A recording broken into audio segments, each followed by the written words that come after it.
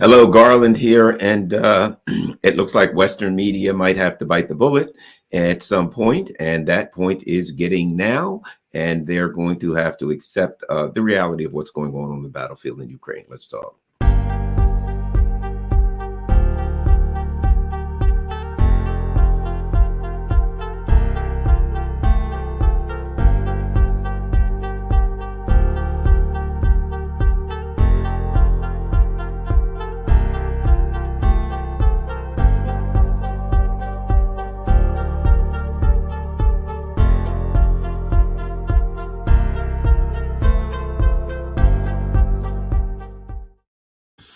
Hi, Garland here. All righty, let's take a look at some of the information that we've learned in recent times about how hard the Russians are, how bad the Russians have it.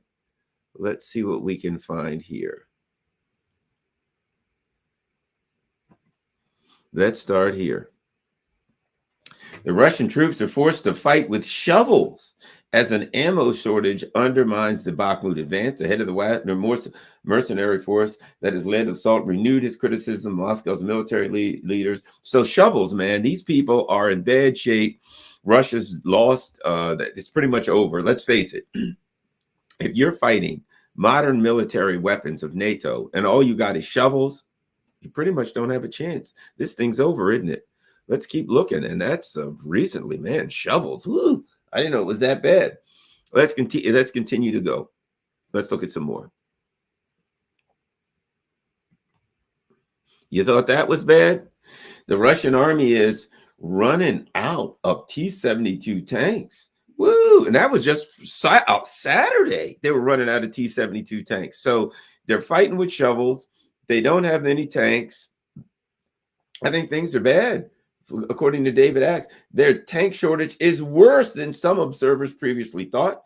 The Kremlin stock of its T-72 tanks are running out fast. That explains why the Russians increasingly are equipping their newly people with the obsolete T-62 and T-80s.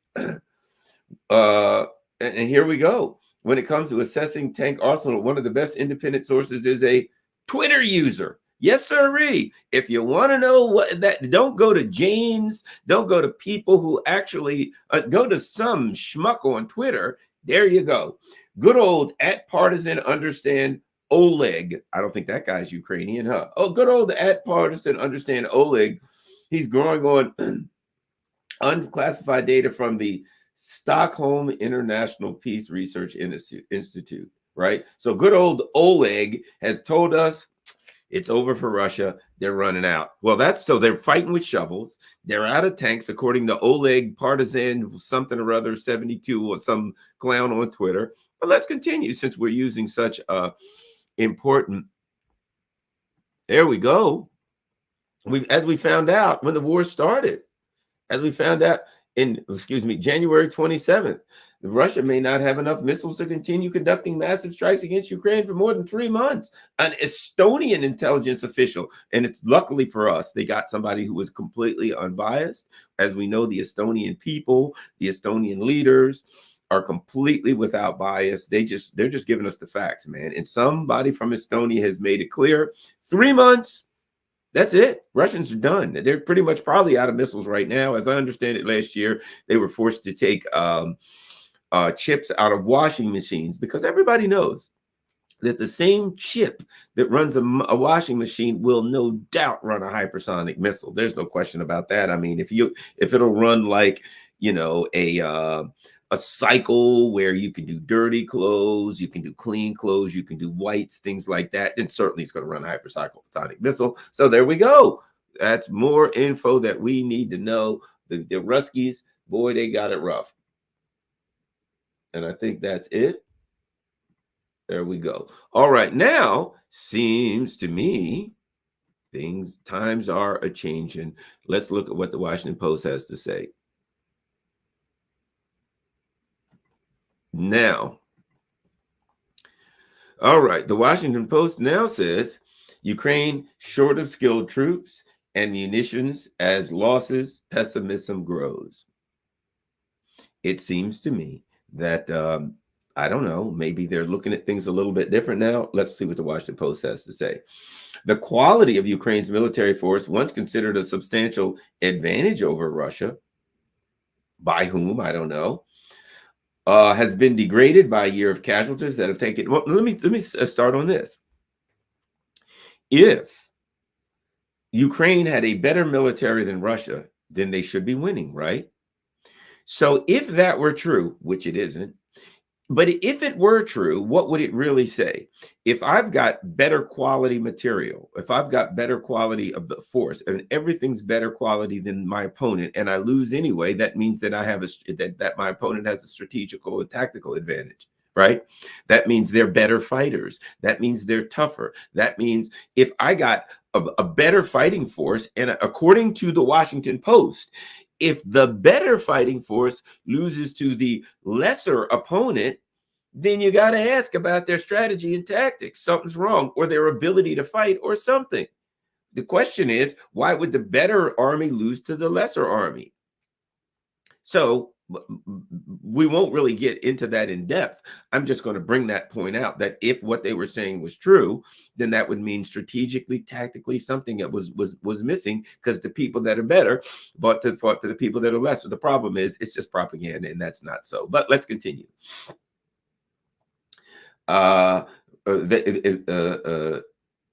Has been degraded by a year of casualties that have taken many of the most experienced fighters off the battlefield. I think we know what that means, taking them off the battlefield. Maybe they're under the battlefield right now, or their legs are blown off, leading some Ukrainian officials to question Kiev's readiness to mount a much anticipated spring offensive. Well, let's see. If your army ain't doing too good, it ain't going to be real easy to mount an offensive, but let's continue. Now we get some numbers. They say they've lost 120,000 Ukrainian soldiers have been killed or wounded, but the Russians have lost 200,000, which has a much larger military and roughly triple the population. So what they're saying is, yeah, they've lost way more, but they got more people, so they could lose more. But according to whom? You know, one thing they say the Russians have lost, the Ukrainians have lost 120,000, but the Russians have lost 520, 1,020, 4 million, 100 million, 20 million thousand troops, way more. According to whom? According to the Ukrainians, according to the Russians. Now, if this were truly news, they would say, according to the Ukrainians, the Russians have lost X amount of troops. According to our figures, they've lost X amount. According to the Russians, they've only lost X amount, right? But they don't say that. They just say, look, the Ukrainians have lost 120,000. The Russians have lost 200,000. According to the Russians, they've lost like 12,000 or something. So you notice that clearly it's the Washington Post. It's a CIA trade rag. And then they say Ukraine keeps its running casualties numbers secret, even from its staunchest Western supporters. So what we find out is they're saying we don't really know. They lost 120,000, but we really don't know how many they're losing. But we know how many the Russians are losing. So the U.S. is saying we pay Zelensky's salary. We pay the salary of every politician in Ukraine.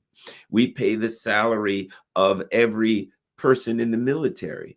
We pay the insurance, as it were, life insurance for every death in the military.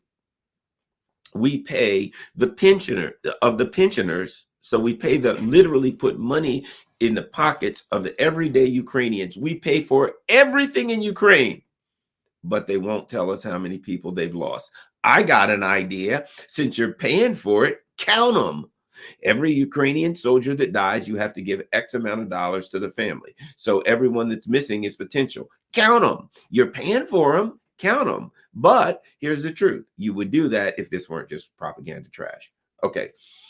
Statistics aside, an influx of inexperienced draftees brought in to plug the losses has changed the profile of the Ukrainian force, which is also suffering from basic shortage of ammunition, artillery shells. In other words, but still, if you think about it, they still have an advantage over the Russians because the Russians are fighting with shovels. Now, you may be short of bullets, but if your opponent has shovels, hey, look, one bullet is better than a shovel. It only takes one if your opponent has a shovel.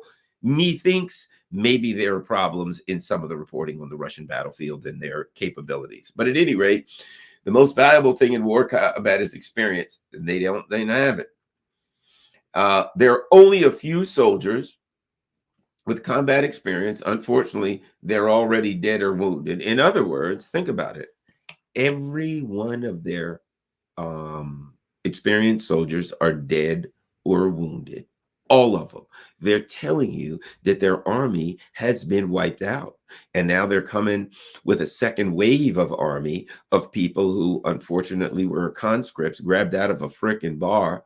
I read an article the other day where they were talking about, they were interviewing some of them, and they were basically saying, yeah, they took us to a range and we fired off a couple of clips, and then boom, they sent us to the front. I don't know how much any more of that is true than the shovels part is true. But apparently, according to the Washington Post, things ain't looking real rosy for the Ukrainian military. It's a sad state of affairs because they're just human beings like me. Somebody could walk in here and bang down the door today and say, Garland, you're going to the front. I'm a dead man. Okay. Such grim assessments. Listen to this. And here's the key. Have spread a palpable, if mostly unspoken,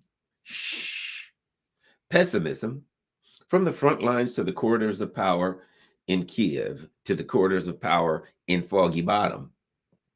An inability by Ukraine to execute a much-hyped counteroffensive would fuel new criticism that the United States and its allies waited too long until the force had already deteriorated to deepen training programs, provide armored vehicles, including blah, blah, blah, blah. In other words, what they're saying right now is it's too late. And not that they were going to lose to Russia all the time long. Not that they never had a chance. But if only we'd have given them stuff early. See, that's set up for a scapegoat. That's set up to say the problem is not that they would have lost. It's that whoever happens to be the scapegoat. Germany, if only you'd have given them tanks earlier. And look, notice what they say, including Bradleys and Leopard battle tanks. Germany, if you'd given them tanks 6 months ago, they'd have won for sure. And then they can even throw it on Biden. Joe Biden, you stupid idiot. We told you to give them the Bradleys earlier. They're setting up scapegoats. If only we'd have done this, they'd have surely won, guys. They couldn't have possibly lost if we'd have gave them a half a dozen armored fighting vehicles and some tanks from the 1960s. If we only would have gave them those 6 months ago. Now, they started off with 3,000 tanks and they all got blown to hell. But after that, if we'd have given them a couple hundred more tanks, that would have turned the tide. That would have made the difference. And this thing would have been over because let's face it, they're fighting guys with shovels. How can you lose if you got a tank? And right now, how can you lose anyway? The Russians are out of ammunition. They're out of missiles. They got washing machines. They're throwing at catapults and they're fighting with shovels. So this thing's over anyway. Why don't they just do the offensive now and finish against the army of shovel toters? That Kiev is training troops for the coming offensive separately and deliberately hold them back from current fighting, including the dense defensive Bakhmut. So here's the other thing we got to think about here. I'm just thinking, you know, it's like fighting. Let's go here for a second. Let's stop this for just a second. You ever see boxers? And that shoulder gives away your punch in the box, right? That shoulder, boom, boom. So instead of just throwing that punch, they'll fake that shoulder to try to do that and hit you with this one. Fake that shoulder, hit you with this one, right? They'll fake, you know, if you're fighting somebody, you may look them in the eye and pretend to, you know, fake with an arm and kick to the groin, fake with a kick and punch, fake over here and come up under here or do a sweep, whatever the case may be, right? You want to fake out you want to use deception is the term, right? When you're in a fight, anytime you can use deception, you know, what you don't want to do is look at what you want to hit. You don't want to look at the guy's knee and try to kick him in the knee, look in his face and try to punch him. That's what people who are untrained do. They look at you right in the face and they try to punch. And oftentimes they look at the body part that they're going to attempt to strike and they give themselves away, right? Common sense. You want to use deception. You want to fake. You want to, you know, somebody's attacking you, and you're, oh, please don't hurt me. Now you're planning on really hurting them, but you're like, please, no, no, no. And when you know they're going to fight you, and as soon as they come up, wham! You strike them with 5 strikes before they know what happened. But you faked them out. You've used deceptions. I don't want any trouble. No, please don't. Oh, I can't, you know, protect myself, sir. I'm unable to fight. And when they get in range, boom, boom, right there. The chops come to the throat, elbows come up. I mean, all kinds of nasty things happen to him. Why? Because you've used deception, right? What you would say is, okay, sir, here's what I'm going to do. First, I'm going to try to do execute a chop to the throat, and that's going to turn into an elbow, and it's going to roll into a fit. And then I'm going to do this. At that point, I'm going to step in and attempt to do a knee to the groin. You're not going to tell the guy because they're going to knock you out.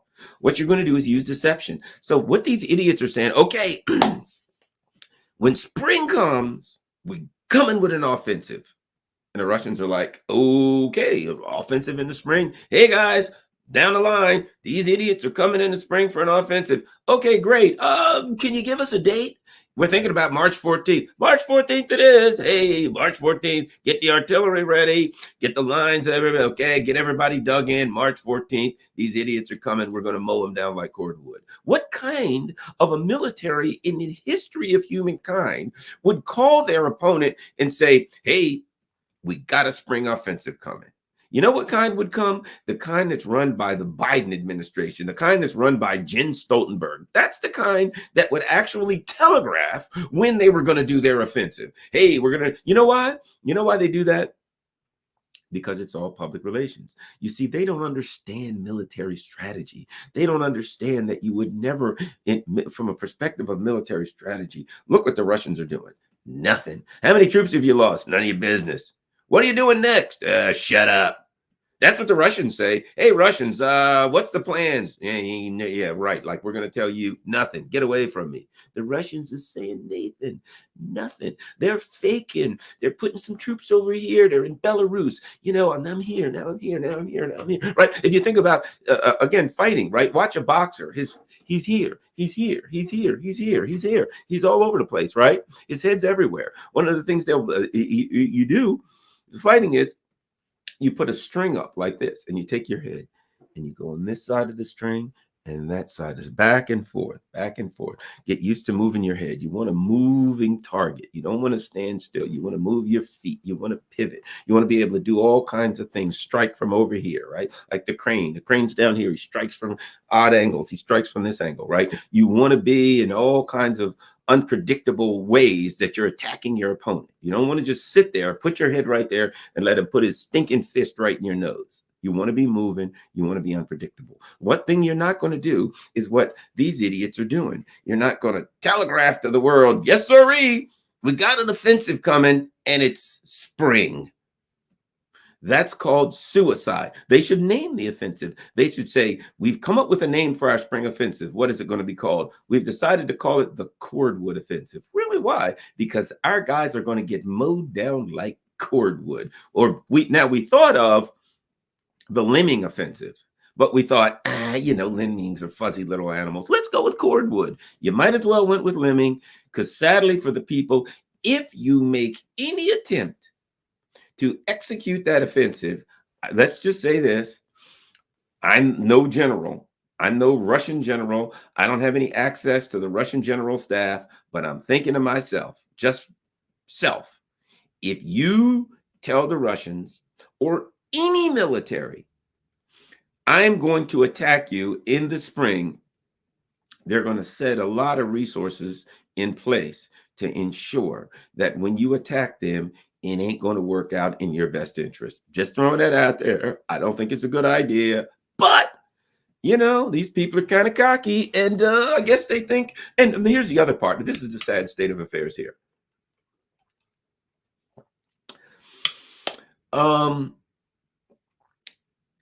That's what happens when you have a proxy army. Sadly, for proxies, if you are a proxy country, a proxy war, a proxy army, right? The people who are using you as a proxy don't give a crap about you. And so they are going to use you.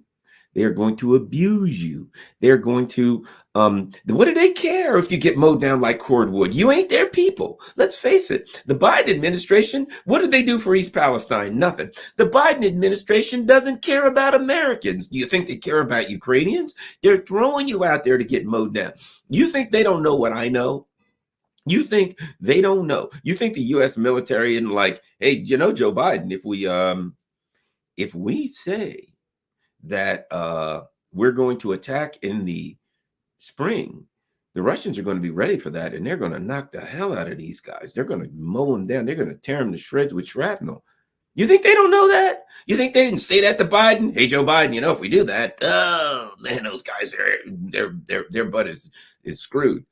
And Biden, you think Biden's like, yeah, okay. And your point is what? Man, they ain't my people. Screw them.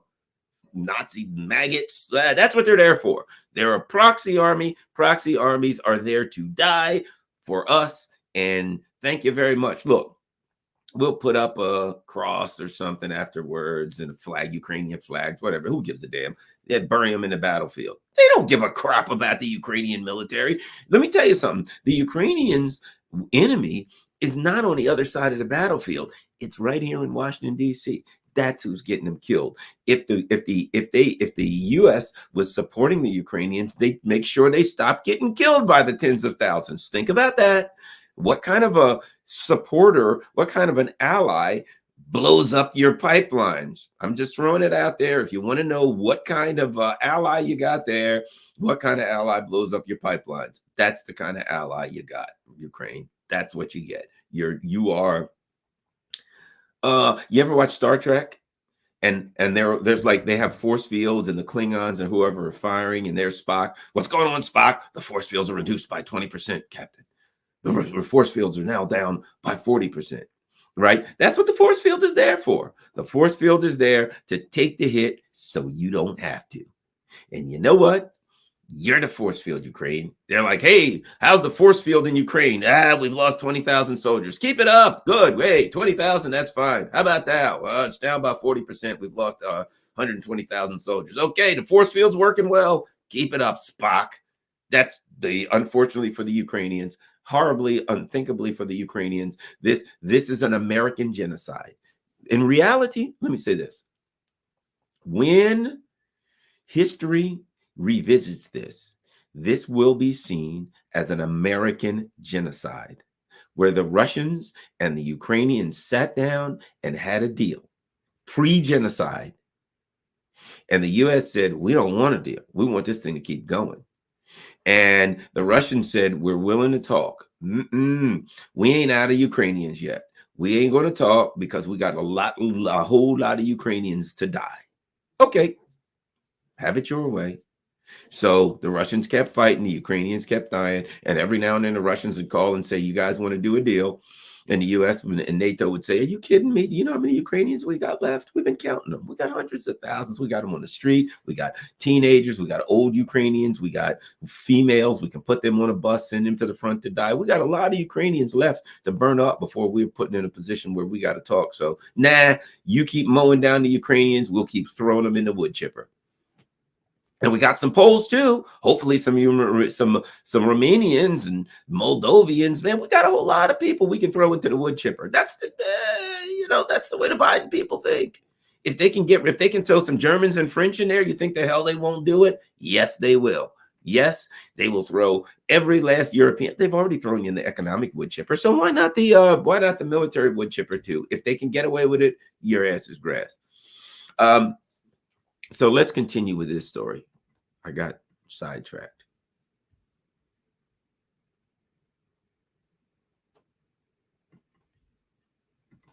Let us continue. This guy says, Andre, whatever, whoever says, I don't think we've exhausted our potential. I think that in any war, there comes a time when you have to prepare new personnel. In other words, grab people off the street who don't know what they're doing and throw them out there to fight. Okay. He says, and the situation for Russia may be worse. Yeah, but what if it ain't? It may be worse. And it may be much better. 97% of Russia's army was already deployed. Moscow suffering First World War levels of attrition. So according to Ukraine, they stuck their entire 97% of their army. The Russians have nobody. They have nobody in Syria. They have nobody protecting any other part. The entire army. You can attack Russia from any direction right now because they've thrown their entire army in Ukraine, and we're supposed to believe that. Okay. He's speaking out in hopes of securing better training for Ukrainian. What are you going to do? You take some poor clown out of a bar. Do you know how long it takes to train? When I was in law enforcement, I did I ran the academy at one point when I was commander of training division. I ran the academy, 6 months in the academy to be a police officer. Then after you got out of the academy, you had to work with a training officer for 1 year. So really to be a competent police officer, we said 1.5 years, 6 months in the academy, 1 year with a training officer. Then we considered you a fully trained, competent officer. And you got your you came out with a slick sleeve. Then you got your first, after 1 year, you got your first stripe, which is a PFC, private first class, right? That's 1.5 years to become a cop, not to sit on the street, not to go to war against the Russian army, and instead they get a week or 2. They could have given us more training. How's training going to stop you from catching artillery rounds? Anyway, and he goes on to say he hopes Ukrainian troops being held back for coming a counteroffensive will have more success. Hope ain't a plan. That the inexperienced soldiers, more success than the inexperienced soldiers now manning the front under his command. Okay? So you're training new people and you've got inexperienced people who aren't going to be well. Let me put it to you like this. When it comes to battle, those inexperienced guys in the battle will be far better than these guys that never been in a fight before. So you're going to train a bunch of new people and say, we're hoping, because that's all we got. We're hoping that these guys will be much better than these guys who are getting wiped out like in waves. Now, listen to this. Here's the key to their strategy. I want you to understand this is the strategy for the neocons. There's always belief in a miracle. Miracle ain't a strategy, man. A miracle is what you pray for when you don't have a strategy. Now, listen to this. Here he's honest. It will either be a massacre and corpses, or it's going to be a professional counter offensive. There are 2 options. Imagine that. Imagine that somebody is training you, giving you a weapon to fight guys with who are out of tanks, out of missiles. First of all, the Russians we know they're out of tanks, they're out of missiles, and they're fighting with shovels. How hard can it be to defeat them? According to Western propaganda, they're out of tanks, out of artillery rounds, they're out of missiles, and they're fighting with shovels. So realistically, I mean, you can walk right through that Russian army like a knife through hot butter, according to what we've read so far. But he says there could be a miracle. It will either be a massacre and corpses. Think about this. I am putting my army out against the Russian army, right? A superpower. They got a Air Force. I really don't. And I'm going to say, I'm going to take all my guys and send them forward. Sure, it may be a massacre and they may just end up a pile of corpses. But on the other hand, we've got to hope there could be a miracle. That ain't much of a military strategy. If that's your military strategy, what are you going to do? We got a bunch of greenhorns that just got out of training. We're going to send them into the teeth of the Russian army and hope for a miracle. That pretty much sums it up. That's NATO's strategy. Send a bunch of green soldiers who never fought the day before in their lives right into the teeth of the Russian army and hope for a miracle. I think, I'm not a military strategist, but I really think I can figure out how this one's going to end. And I don't think it's going to be a professional counteroffensive. I think it's going to be people running for their lives, and they ain't going to have a lot of success. Let's keep going. This is a guy. He's a battalion commander. How much increased Western military aid and training will tip the balance in such a spring offensive remains uncertain, given the scars of attrition that are beginning to show. We don't know if we're going to. This doesn't sound positive, my friends. One senior Ukrainian official who spoke on a condition of anonymity called the number of tanks promised to the West a symbolic amount. Others privately voiced pessimism that supplies would even reach the battlefield in time. So let's go even further. Your guys are green and freshly trained. They're going to get a symbolic amount of tanks. Hey, how many tanks are you going to give? We're going to give you 12 tanks. But symbolically, it really symbolizes how our dedication to the cause. Really? Well, why don't you get out on the battlefield and symbolically go charge into the teeth of the Russian army? Nah, that's why we got a proxy army. Symbolically, we're going to do that. In practical application, you're going to go and charge towards the machine gun nest and get blown to smithereens. That's why we're doing it symbolically, because we ain't going. If you have more resources, you more actively attack, this senior official says. If you have fewer resources, you defend more. We're going to defend. That's why, if you ask me personally, I don't believe in a big counteroffensive. I'd like to believe in it, but I'm looking at the resources and asking, with what? Maybe we'll have some localized breakthroughs. No, you ain't going to have localized breakthroughs when you're saying we don't have the resources. And meanwhile, the Russians are loading up for bear, no pun intended. They're loading up. They're bringing in 500,000 people will be on the front line. And you're like, hey, you know, we may be a little short on resources, but, you know, we probably ought to defend. Maybe we'll get some localized breakthroughs. No, the other guy was right. A massacre. If you do this, I'm suspecting and I'm hoping and I'm praying that the Ukrainians will just wake up one morning and say to their overlords, guys, we got 100,000 people. If we charge into the teeth of the Russian army, we're going to lose 101,000. Okay. So let's not do this. Now, of course, you know, the Biden administration will say, oh, yeah, right. I think you're not looking at anybody who cares. Find me somebody who gives a crap. Charge in there, and I want those guys. How many of you got 100,000? Don't you come back to me until there's 100,000 dead men on the field. I do not want to hear from you unless there's 100,000 dead soldiers on the field. Get out of here. Charge those Russians. Yeah, but there won't be any people left in Ukraine. Poland's next. I'm talking to Poland. I'm talking with a Duda, whatever his name is.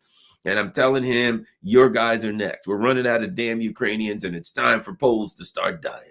It's dying time is here for the Poles. And Romanians and Moldovans and Georgians and Georgia, yes, they're going to attack. They're going to take over Georgia, and Georgia's going to be a new front because there's 4 million people in Georgia. And yeah, that's going to be a real challenge to Russia, a country of 4 million. I live in the state of Maryland. We got 6 million, and I'm in a small state. And I don't think for some reason that the state I'm in would do real well if we challenged Russia right now. So Georgia, the neocons are doing what they got to do there. They're trying to overthrow the country. I'm just saying that ain't going to be much of a front. All right. They go on to say, we don't have the people or weapons. And you know the ratio. When you're on an offensive, you lose 2 or 3 times as many people. We can't afford to lose that many people. They don't care. You can't afford it. The neocons ain't your friends, buddy. They ain't your friends. All the talk about the orcs and you're going to take out the Russians, and now they're like, yeah, we're going to get massacred. Such analysis is far less optimistic than the public statements by Ukraine's political and military leadership. Fine. Look, guess what? You can't fight with public statements and optimism. Unless you're fighting people with shovels, then you're going to win. Our president inspires us to win. Colonel so-and-so, whatever, says in an interview. We all think the same, and we understand that for us, it is necessary to win by the end of the year. It is real. It is real if we are given all, if we are given all the help which we have been promised by partners. We're going to win. We got to win if we're given all the help. If they give us a spaceship and the aliens come in and we get out of here, we can win and we will win if we are given nuclear weapons immediately. No. Kupel, who consented to have his photograph taken, said he understood he could face blowback for giving a frank assessment. Yeah, amen is the blowback those guys are going to face on the battlefield. He described going to battle with newly drafted soldiers who had never thrown a grenade, who readily abandoned their positions under fire and lacked confidence in handling firearms. So you go to war with a bunch of people who have readily abandoned their positions. That's called running. That's called probably in this instance being smart. You're being thrown into the teeth of battle by people who don't give a damn if you die. Run. If you can run, run. If you can crawl, crawl. If you can walk, walk. Get the hell out of there. He recalled how hundreds of Ukrainian soldiers and units fighting alongside his battle simply abandoned their positions as fighters for Russia's Wagner Mercy group pressed ahead. Smart people. Very, very wise. Good move, guys. His battalion is unrecognizable. Of the 500 soldiers, 100 were killed, 400 wounded. Wait a minute. 500 soldiers. Let's do the math. Of those, 100 were killed and 400 were wounded. By my math, they didn't have a good time. The things didn't turn out well for them. I got 100 new soldiers. They don't give me any time to prepare them, take them into battle. They just drop everything and run. That's it. Do you understand why? Because the soldier doesn't shoot. I ask him why. He says, I'm afraid of the sound of the shot. And he's never thrown a grenade. So they got a bunch of guys who's afraid of the sound of a gunshot. And they drop their weapons and run. Those are smart people. He describes severe ammunition shortages, a simple lack of mortars, grenades. You're on the front line. They're coming towards you. There's nothing to shoot with. It's like all we do is give interviews and tell people that we've already won. Just a little bit further, 2 weeks, and we'll win. He says that this guy says they're afraid to leave the trenches. Shelling is so intense. One soldier will have a panic attack and then others catch it.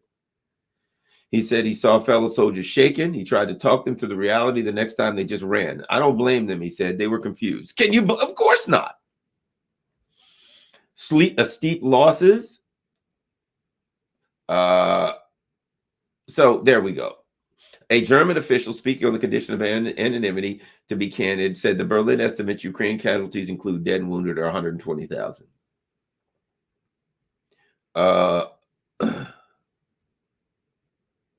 This guy says last month Russians had more than 325,000 soldiers in Ukraine. 150,000 mobilized could soon join. Soldiers report Ukraine is outnumbered and having less ammunition. And they say Western countries aiding Kiev look to see whether Ukrainian forces can once again seize the initiative, run for their friggin' lives. The question is whether Ukraine's relative advantage is sufficient to attain their objectives and whether those advantages can be exchanged, said Michael Kaufman, a military analyst at Virginia-based CNA. So a guy in a think tank thinks things are all going wonderful and fantastic, but if you're on the field. So I guess that's it.